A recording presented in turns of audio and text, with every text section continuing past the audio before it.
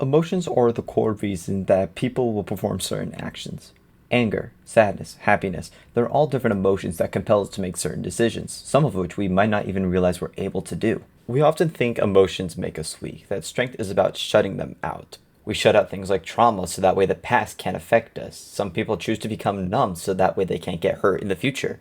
All of these have severe consequences, obviously the most common being burnout.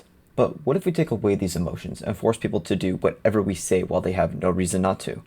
Are you even living at that point, or are you just existing only meant to follow orders? What would it take for you to live? A near-death experience? A loved one?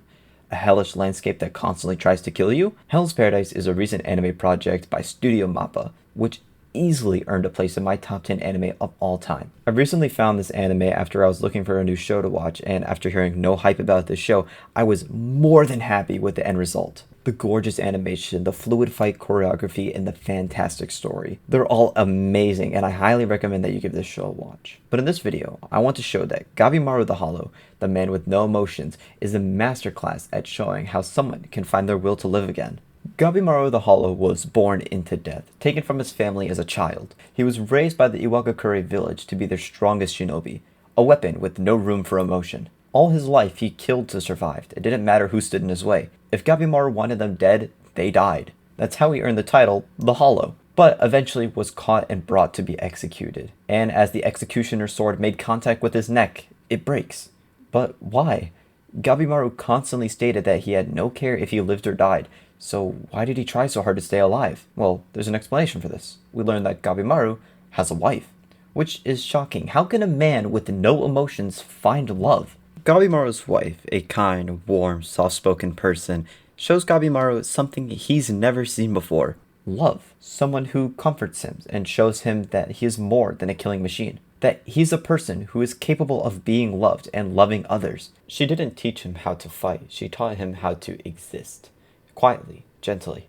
Her word didn't resolve around death, and for the first time, neither did his. Gabimaru's wife acts as his anchor, the person who, no matter what is happening, will always be there for him. Even after he gets arrested and set to death for his crimes, she still loves him, and always knew that he will return. After countless failed attempts to execute Gabimaru, he's given an offer. Retrieve the elixir of life for the shogun, and he'll be pardoned of all his crimes. A chance to return to his wife. On paper, it sounds super simple, but in reality, it's a death sentence. The island where the elixir lies is a twisted, hellish place.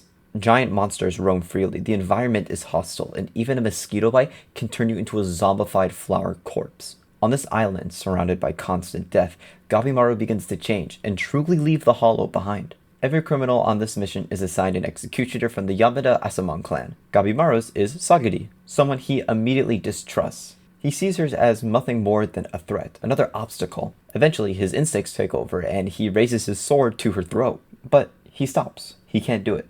Sagiri is shocked that he hasn't killed her yet. Until she hears him speak. He says he's supposed to have no emotions. That he's supposed to be the Hollow.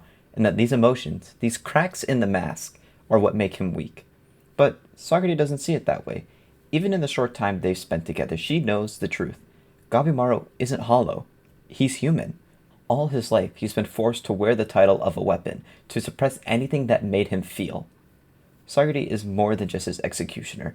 She's the other reason Gabimaru begins to let go of the Hollow.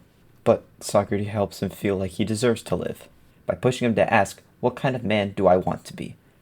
This moment also sparks the beginning of something else. Trust. It's not perfect. He still hesitates, but it's real. It's the first step towards a new kind of life, one built not just on survival, but connection with others. The island is truly the final test of Gabimaru's development. It's the test of whether he'll continue to change and how dedicated he is to change. The island is designed to kill you. What looks harmless could prove fatal, but the island symbolizes Gabimaru's development. You don't survive on the island, you have to live. The island acts as a metaphor. It's so colorful and vibrant, the beautiful landscape, everything about it just looks breathtaking. But the island holds that dark secret of it's designed to kill you. Even the name of the island, the Hell's Paradise, is a contradiction of itself, just like Gabimaru is. Hell's Paradise. How can somewhere be a paradise but it also be hell? How can Gabimaru truly be the Hollow while still having emotions? Gabimaru finds himself alone at night, so determined to find the elixir of life that he leaves the group to see it. However, in his desire to find the elixir of life, he runs into a Lord Tenzin, someone who is immortal and inhabits the island. The two of them begin an epic battle, and unfortunately, Gabimaru almost dies from their fight. Luckily, someone from the group saves him from certain death. And once he wakes up, he meets two new people, another criminal and an Asamon. But instead of fighting, he does something different. He asks for their help, stating that he isn't strong enough to defeat them alone. He is trying to be someone different, someone who can trust others, someone who can turn to someone and say, I need help. Gabimaru's development over the entirety of the show is beautiful to watch. You take this character who's never trusted someone, who's never felt love, who's never been felt compassionate towards anyone else. You see him evolve into someone who relies on others, has love and desires, and has a goal of returning to his wife, someone who he loves more than anybody in the entire world. Gabimaru the Hollow, a man with no emotions, has slowly turned into someone who can love, rely on others, and find his will to live. I cannot stress enough that I highly recommend that you watch Hell's Paradise. It's an amazing show that will leave you more than satisfied. Currently, as it stands, it's only 13 episodes, which is perfect enough to power through right now. But while you watch, I want you to answer one question. What would you do to live?